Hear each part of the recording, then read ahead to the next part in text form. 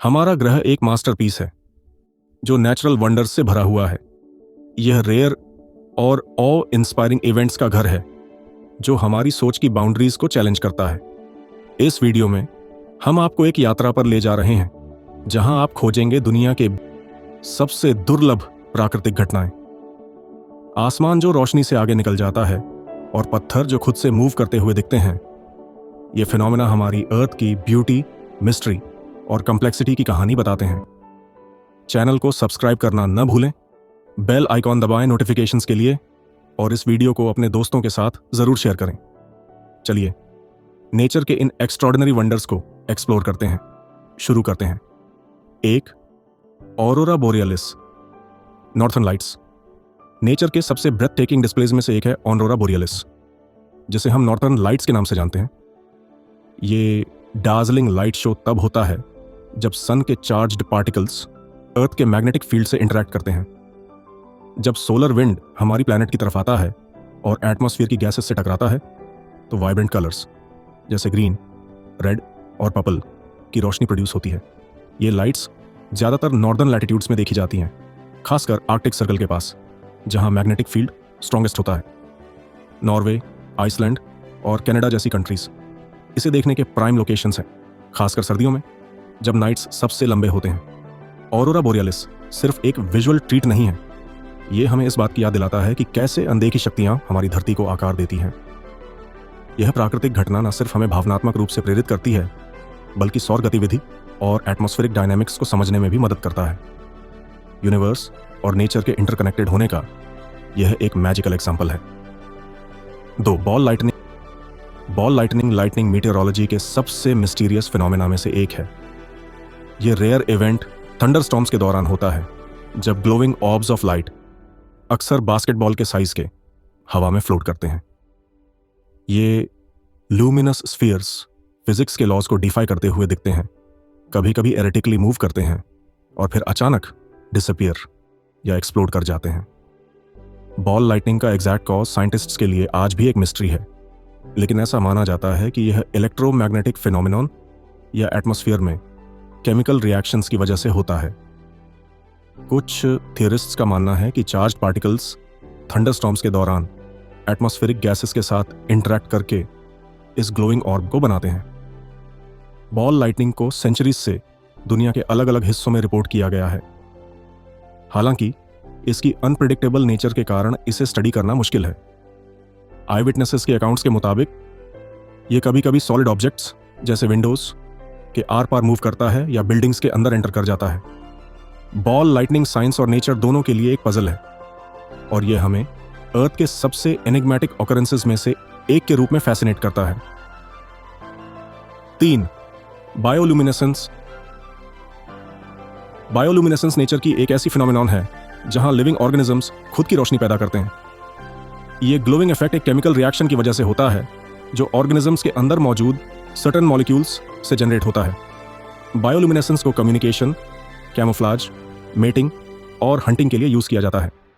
इसका सबसे famous example है मालदीव्स के ग्लोइंग बीचेस, जहां बायोल्यूमिनेसेंट प्लैंकटन हर वेव और मूवमेंट के साथ पानी को फेंट ब्लू लाइट से इल्यूमिनेट करते हैं। फायरफ्लाइज का ग्लोइंग एब्डोमेन भी बायोल्यूमिनेसेंस का एक एग्जांपल है, जिसे वे मेट्स अट्रैक्ट करने के लिए यूज करते हैं। डीप सी फिश इस लाइट का यूज प्रे ल्यूर करने या एक दूसरे को सिग्नल देने के लिए करते हैं। साइंटिस्ट ने बायोल्यूमिनेसेंस को मेडिकल और रिसर्च फील्ड्स में भी हार्नेस किया है, जैसे ग्लोइंग प्रोटीन्स का यूज करके नई टेक्नोलॉजीज डेवलप करना। बायोल्यूमिनेसेंस न केवल विजुअली स्टनिंग है, बल्कि यह नेचर की क्रिएटिविटी का एक बेहतरीन एग्जाम्पल है। यह हमें दिखाता है कि कैसे ऑर्गेनिजम्स अपनी सर्वाइवल के लिए ऐसी अद्भुत एबिलिटीज इवॉल्व करते हैं। 4, थंडर स्नो वेदर के सबसे रेयर फिनोमेना में से एक है, जहां थंडर और स्नो का कॉम्बिनेशन एक ड्रामेटिक और ईरी एक्सपीरियंस क्रिएट करता है। टिपिकल थंडरस्टॉर्म्स जो वार्म वेदर में होते हैं, उनसे अलग थंडर स्नो विंटर स्टॉर्म्स के दौरान होता है, जब कंडीशंस परफेक्ट होती हैं स्नो और लाइटनिंग दोनों के लिए। यह फिनोमेनन तब होता है जब वार्म, मॉइस्ट एयर और कोल्ड एयर मैसेस के बीच स्ट्रॉन्ग टेम्परेचर कॉन्ट्रास्ट होता है। जब यह क्लैश इंटेंसिफाई करता है तो स्नो स्टॉर्म के साथ थंडर और लाइटनिंग भी दिखाई देती है। थंडर स्नो का एग्जैक्ट मैकेनिज्म अभी भी साइंटिस्ट्स के लिए स्टडी का विषय है, लेकिन ऐसा माना जाता है कि unstable air conditions lightning formation को सपोर्ट करती हैं, खासकर स्नो लेडन क्लाउड्स में। ये स्टॉर्म्स काफ़ी इंटेंस हो सकते हैं, रैपिड स्नोफॉल कॉज करते हैं, जिससे हैजर्डस कंडीशंस पैदा हो जाती हैं। Thundersnow north eastern United States, Great Lakes और पार्ट्स ऑफ यूरोप जैसे स्पेसिफिक रीजन्स में ज़्यादा कॉमन है, खासकर मेजर विंटर स्टॉर्म्स और ब्लिजर्ड्स के दौरान। कई बार thunder snow dramatic effects produce करता है, जैसे हैवी स्नोफॉल, थंडरस बूम्स और लाइटनिंग स्ट्राइक्स, जो स्नोवी लैंडस्केप को इल्यूमिनेट करती हैं। ये रेयर कॉम्बिनेशन एक almost other worldly atmosphere create करता है, जहां हर लाइटनिंग की फ्लैश स्नो कवर्ड वर्ल्ड की साइलेंस को एम्पलीफाई करती है। 5वां मून बाउस। मून बाउस या लूनर रेनबाउस एक रेयर और ब्यूटीफुल फेनोमेनन है, जो तब होता है जब मूनलाइट वाटर ड्रॉपलेट्स से रिफ्रैक्ट होकर रेनबो बनाती है। लेकिन ट्रेडिशनल रेनबोज की ब्राइट और कलरफुल अपीयरेंस के विपरीत मूनबोज पेल, म्यूटेड कलर्स में या कभी कभी कंप्लीटली वाइट दिखाई देती हैं, क्योंकि मूनलाइट की इंटेंसिटी कम होती है। मूनबो बनने के लिए कई स्पेसिफिक कंडीशंस का अलाइन होना जरूरी है। मून को लगभग फुल होना चाहिए और उसकी लाइट ब्राइट होनी चाहिए ताकि रिफ्रैक्ट हो सके। यह फिनोमिनन तब ज्यादा लाइकली होता है जब मून स्काई में लो पोजीशन में हो। साथ ही एरिया में रेन शावर्स या मिस्ट होना भी जरूरी है, ताकि वाटर ड्रॉपलेट्स लाइट को रिफ्रैक्ट कर सकें। ट्रॉपिकल रेन फॉरेस्ट्स या कोस्टल एरियाज जैसी लोकेशंस, जहां क्लियर स्काइज और मॉइस्चर मौजूद हो, मूनबोस ऑब्जर्व करने के लिए आइडियल होती हैं। मूनबोस हवाई और यूनाइटेड स्टेट्स के कुछ हिस्सों में देखे जाते हैं। मूनबो का एक्सपीरियंस हॉन्टिंगली सीरीन होता है। यह रेयर अपॉर्चुनिटी देती है नेचर की सटल ब्यूटी को अप्रिशिएट करने की, जो रात के अंधेरे में भी चार्म क्रिएट कर सकती है। मूनबो के सॉफ्ट जेंटल ह्यूज इस बात की याद दिलाते हैं कि हमारे आसपास का वर्ल्ड कितना मैजिकल हो सकता है। 6. Volcanic lightning.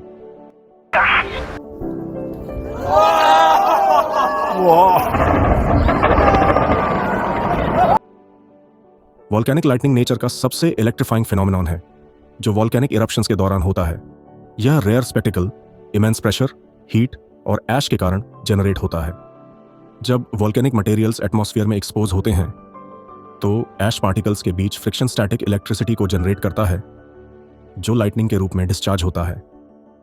वॉल्केनिक लाइटनिंग ज्यादातर थिक ऐश क्लाउड्स में देखा जाता है, जो इरप्शंस के दौरान बनते हैं। ये मोल्टन रॉक और पावरफुल लाइटनिंग बोल्ट्स का स्टनिंग कॉम्बिनेशन क्रिएट करता है। सबसे फेमस वॉल्केनिक लाइटनिंग 1991 में फिलीपाइंस के माउंट पिनाटुबो इरप्शन के दौरान ऑब्जर्व किया गया था। डार्क ऐश क्लाउड्स में लाइटनिंग फ्लैशेस ने पूरे स्काई को लाइट अप कर दिया था। वॉल्केनिक लाइटनिंग सिर्फ विजुअली स्पेक्टेकुलर नहीं है, बल्कि इसका सराउंडिंग एनवायरनमेंट पर सिग्निफिकेंट इम्पैक्ट भी होता है। Intense electrical discharges near by forests में वाइल्ड फायर्स शुरू कर सकते हैं और लार्ज इरप्शंस से होने वाले एटमॉस्फेरिक डिस्टर्बेंसेस को बढ़ा सकते हैं। साइंटिस्ट्स इस फिनोमेनॉन को अभी भी स्टडी कर रहे हैं, क्योंकि यह वॉल्केनिक इरप्शंस और अर्थ की शेपिंग फोर्सेस को समझने के लिए की इनसाइट्स देता है। वॉल्केनिक लाइटनिंग फायर और इलेक्ट्रिसिटी का रिमार्केबल इंटरप्ले दिखाता है, जो नेचर की डिस्ट्रक्शन और ब्यूटी दोनों को रिप्रेजेंट करता है। 7वां, फायर रेनबोज। फायर रेनबोज या सर्कमहॉरिजॉन्टल आर्क्स एक डैज़लिंग ऑप्टिकल फिनोमेनॉन है, जो स्पेसिफिक कंडीशंस में स्काई में दिखाई देता है। टिपिकल रेनबोज, जो सनलाइट के रेन ड्रॉपलेट्स से रिफ्रैक्ट होने पर बनते हैं, से अलग फायर रेनबोज तब बनते हैं जब sunlight high altitude ice crystals से रिफ्रैक्ट होती है। ये आइस क्रिस्टल्स, जो अक्सर सिरस क्लाउड्स में पाए जाते हैं, सनलाइट को प्रिसाइज एंगल पर बेंड करते हैं, जिससे वाइब्रेंट कलर्स की रेनबो लाइक आर्क बनती है। यह तब होता है जब सन हाई एंगल पर होता है, लगभग 22 डिग्री पर। फायर रेनबोज बहुत रेयर होते हैं और इनके लिए सन एंगल, एटमॉस्फेरिक कंडीशंस और क्लाउड फॉर्मेशंस का परफेक्ट अलाइनमेंट जरूरी होता है। समर मंथ्स में यह फिनोमेनन ज्यादा कॉमन है, खासकर वेस्टर्न यूनाइटेड स्टेट्स, कनाडा और एशिया के कुछ पार्ट्स में। फायर रेनबोज के कलर्स इतने ब्रिलियंट और इंटेंस हो सकते हैं कि ये ऑलमोस्ट अननेचुरल लगते हैं, जैसे किसी ड्रीम का हिस्सा हो। ये rare optical phenomenon earth's atmosphere की कॉम्प्लेक्सिटी और सनलाइट, क्लाउड्स और आइस क्रिस्टल्स के इंटरप्ले का स्टनिंग रिमाइंडर है। 8. Green flash. ग्रीन फ्लैश एक दुर्लभ और सुंदर ऑप्टिकल घटना है, जो सूर्योदय या सूर्यास्त के समय होती है, जब क्षितिज के पास कुछ सेकंड के लिए एक तेज हरा बिंदु दिखाई देता है। यह चमत्कारी फ्लैश वायुमंडलीय अपवर्तन के कारण होता है। यह तब होता है जब सूरज की रोशनी पृथ्वी के विभिन्न वायुमंडलीय परतों से गुजरती है और मुड़ी जाती है। जैसे ही सूरज अस्त होता है, रोशनी आकाश में फैल जाती है और सूर्य की रोशनी की विभिन्न तरंग दैर्ध्य अलग हो जाती है। सबसे पहले लाल, पीला और नारंगी रंग की तरंगें गायब हो जाती हैं और पीछे बची रहती हैं नीली और हरी तरंगें। कुछ मामलों में हरी रोशनी कुछ सेकंड के लिए दिखाई देती है जब वायुमंडलीय स्थिति सही होती है, जैसे साफ हवा और ऊंचे स्थान या महासागर के ऊपर जहां क्षितिज पर कोई रुकावट नहीं होती। ग्रीन फ्लैश तब सबसे स्पष्ट होता है जब सूरज क्षितिज के किनारे पर होता है, चाहे वह उग रहा हो या अस्त हो रहा हो। इस घटना को आमतौर पर उस क्षेत्र में देखा जाता है जहां प्रकाश प्रदूषण कम होता है। यह घटना केवल कुछ सेकंड तक चलती है, लेकिन यह आकाश दृष्टिकोणियों और वैज्ञानिकों को सदियों से आकर्षित करती रही है। ग्रीन फ्लैश कभी कभी मरीचिका या ऑप्टिकल भ्रम समझा जाता है, लेकिन यह एक वास्तविक और वैज्ञानिक रूप से समझी जाने वाली घटना है। यह पृथ्वी के वायुमंडल की जटिलता और सूर्य की रोशनी के साथ उसकी बातचीत की सुंदरता की याद दिलाती है। इस दुर्लभ घटना को देखना एक जादुई अनुभव है, जब दुनिया एक क्षण के लिए एक रहस्यमय हरे रंग की आभा में डूब जाती है। 9 ब्लड फॉल्स। अंटार्कटिका में एक रहस्यमय घटना होती है जिसे ब्लड फॉल्स कहा जाता है, जो टेलर ग्लेशियर से लेक बोन्नी में बहती है। यह लाल झरना वैज्ञानिकों और साहसी व्यक्तियों दोनों को आकर्षित करता है, क्योंकि इसका रंग किसी खतरनाक शक्ति का संकेत देता है। हालांकि लाल रंग का कारण कोई पारलौकिक शक्ति नहीं है, बल्कि यह लौह समृद्ध नमकीन पानी का परिणाम है जो ग्लेशियर के नीचे लाखों सालों से फंसा हुआ था।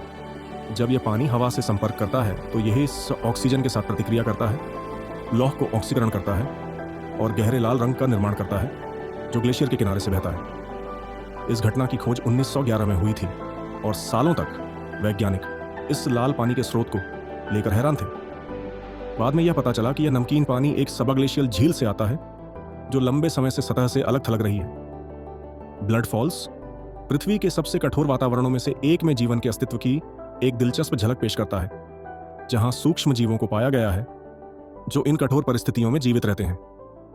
यह अनोखा पारिस्थितिकी तंत्र शोधकर्ताओं को आकर्षित करता है, जो यह जानने की कोशिश कर रहे हैं कि इस तरह की परिस्थितियों में जीवन कैसे अस्तित्व में रह सकता है। यह अद्वितीय, शानदार लाल झरना न केवल प्रकृति की अजीब घटना है, बल्कि यह पृथ्वी की बर्फीली सतह के नीचे छुपी हुई दुनिया की एक गवाही है।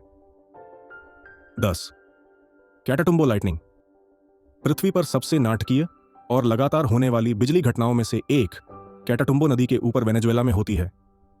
इसे कैटाटुम्बो लाइटनिंग कहा जाता है, जो एक अद्भुत घटना है जिसमें 1 घंटे में 280 तक बिजली की चमक हो सकती है, जो लगभग हर रात 10 घंटे तक जारी रहती है, कभी कभी महीने भर तक। यह बिजली का तूफान कैटाटुम्बो नदी और लेक माराकाइबो के संगम के ऊपर कंसंट्रेटेड होता है, जहां स्थितियां तूफानों के लिए विशेष रूप से अनुकूल होती हैं। वैज्ञानिकों ने पाया कि इस तूफान के पीछे क्षेत्र की स्थलाकृति का हाथ है, क्योंकि पास की पहाड़ियां आर्द्र हवा को एकत्रित करती हैं, जो कैरिबियन सागर से आती है। यह आर्द्र हवा तेजी से ऊपर उठती है, ठंडी पहाड़ी हवा से टकराती है और बिजली के तूफानों को जन्म देती है।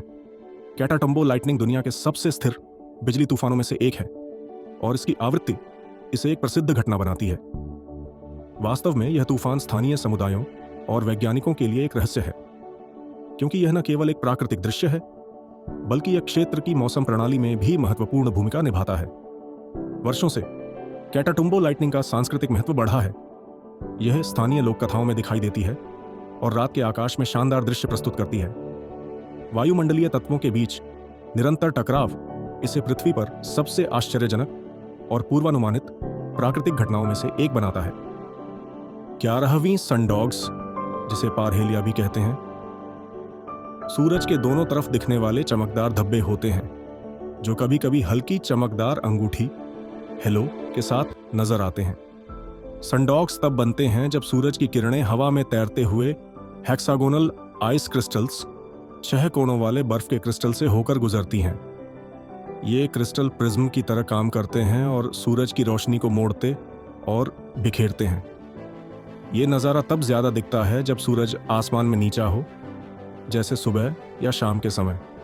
सनडॉग्स एक जादुई दृश्य पैदा करते हैं, जिसमें रंग एक छोटे से इंद्रधनुष जैसे दिखते हैं। सूरज के पास का किनारा लाल होता है, जबकि बाहरी किनारा नीला और सफ़ेद दिखता है।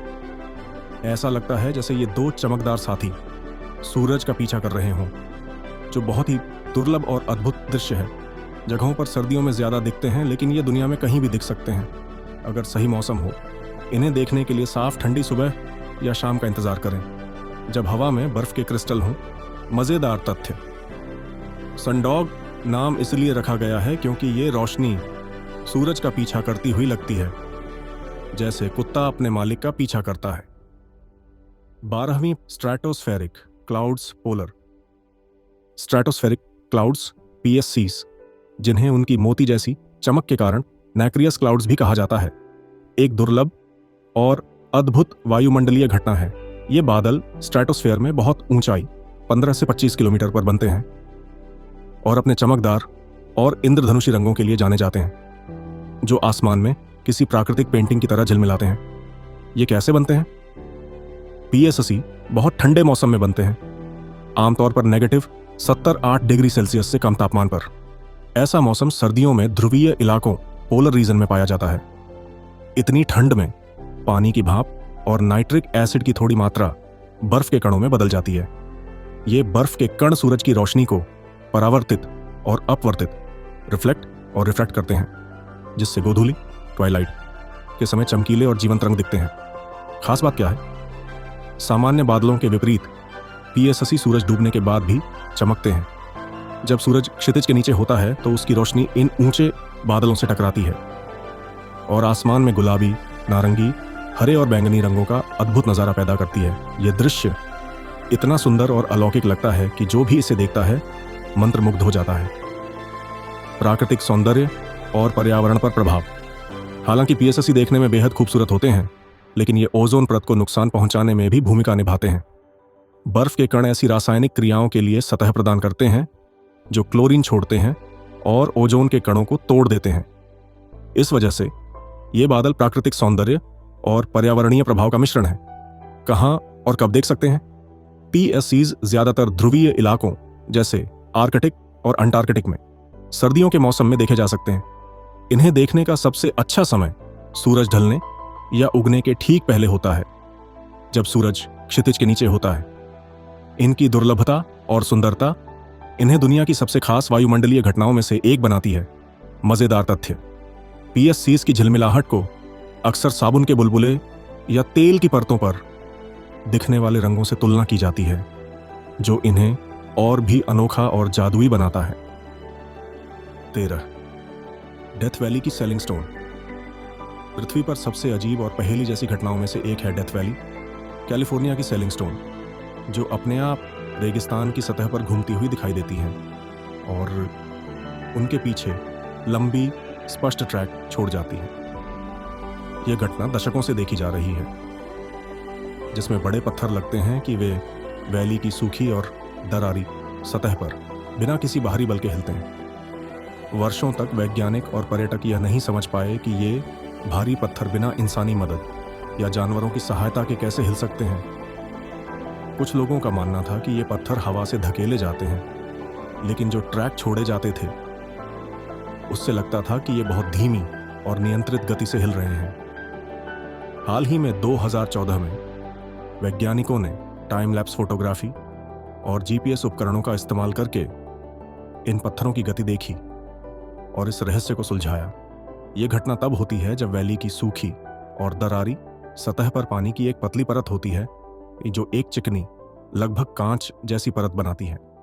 जब रात को तापमान गिरता है तो पानी बर्फ की पतली परत में जम जाता है। सुबह जब बर्फ टूटती है तो हल्की हवाएं पत्थरों को घसीटते हुए भूमि पर ले आती हैं, जिससे वे धीरे धीरे सतह पर हिलते हैं। बर्फ, पानी और हवा का संयोजन इन पत्थरों की हिलने की परफेक्ट कंडीशन बना देता है। डेथ वैली की सेलिंग स्टोन एक शानदार उदाहरण है कि कैसे प्राकृतिक बल मिलकर ऐसी घटनाएं बना सकते हैं जो अजीब और समझ से परे लगती हैं, भले ही जो इन्हें अध्ययन करते हैं। 14. Giants causeway. नॉर्दर्न आयरलैंड के तट पर स्थित जायंट्स कॉजवे दुनिया की सबसे स्ट्राइकिंग और अजीब भूवैज्ञानिक संरचनाओं में से एक है। इसमें लगभग 40,000 इंटरलॉकिंग बासाल्ट कॉलम्स शामिल हैं, जो कठिन तटीय इलाकों से होते हुए समुद्र तक फैल जाते हैं और यह एक ऐसा दृश्य बनाते हैं जैसे यह किसी प्राचीन हाथ द्वारा डिजाइन किया गया हो। ये पूरी तरह से आकार में ठीक कॉलम्स लाखों साल पहले ज्वालामुखी गतिविधि के परिणाम स्वरूप बने थे। जब एंट्रीम ज्वालामुखी फटा तो लावा समुद्र में बहने लगा और जल्दी ठंडा होने लगा। ठंडा होता लावा इस प्रकार से फट गया कि उसने विशिष्ट, लगभग पूरी तरह से सही षटकोणीय आकारों का निर्माण किया जो कॉजवे की नींव बनते हैं। इन कॉलम्स की अनोखी संरचना और रूप ने विभिन्न किंवदंतियों और लोक कथाओं को जन्म दिया, जिनमें से एक लोकप्रिय कहानी यह है कि इन कॉलम्स को दिग्गज फियोन मैक कुम्हाइल ने स्कॉटलैंड जाने के लिए एक मार्ग के रूप में बनाया था। हालांकि जायंट्स कॉजवे के बारे में जो मिथक हैं वे इसके रहस्य को और बढ़ाते हैं, लेकिन इसकी वास्तविक उत्पत्ति इस बात का उदाहरण है कि कैसे प्राकृतिक बल जैसे ठंडा लावा अद्भुत और अप्रत्याशित संरचनाओं का निर्माण कर सकते हैं। आज जायंट्स कॉजवे यूनेस्को विश्व धरोहर स्थल है और उत्तरी आयरलैंड का एक प्रमुख पर्यटक स्थल है। इसकी अद्वितीय सुंदरता और वैज्ञानिक महत्व आज भी पर्यटकों को आकर्षित करती है और यह पृथ्वी के परिदृश्य को आकार देने में ज्वालामुखीय बलों की शक्ति का प्रतीक है। 15वां, ब्रिनिकल्स, आइस स्लैक्टाइट्स ऑफ डेथ। आर्कटिक और एंटार्कटिक के बर्फीले समुद्रों के नीचे एक डरावनी लेकिन खूबसूरत घटना होती है, ब्रिनिकल, जिसे अक्सर मृत्यु की बर्फीली स्टैलेक्टाइट कहा जाता है। ये बर्फीली संरचनाएं तब बनती हैं जब समुद्र की बर्फ से बहुत ठंडी और खारी पानी की धार समुद्र में गिरती है, जिससे आसपास का पानी जमने लगता है। इसका परिणाम होता है एक बढ़ता हुआ बर्फीला। धन्यवाद देखने के लिए। Please subscribe.